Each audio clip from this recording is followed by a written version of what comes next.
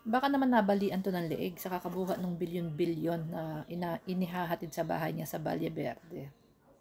Mga politiko, no? Kapag nasasangkot, nagkakaroon ng medical, ng health issue. Nabalian yata ng leeg. Baka po, pinasan yung, yung bilyon-bilyon na salapi na hinatid sa kanya, sa kanyang bahay dyan sa Valle Verde. Sa tingin nyo, babalik pa yan ng Pilipinas? Ang dapat dito, i-hold departure order yung miyembro ng pamilya niya na hindi makalabas ng Pilipinas. Kasi kasama sila sa pagwaldas, di ba? Sa pagwaldas ng salapi ng bayan. May pananagutan sila at posible po silang makulong din. Lalo na yung mga anak na post ng kanilang lifestyle. OOTD.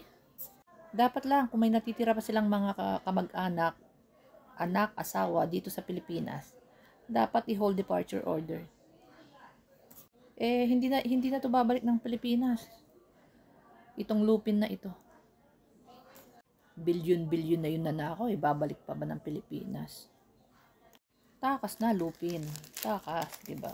Sakit-sakitan, parang si Arroyo. Tapos, kapag nagpalit ng administrasyon, okay, magaling na naman.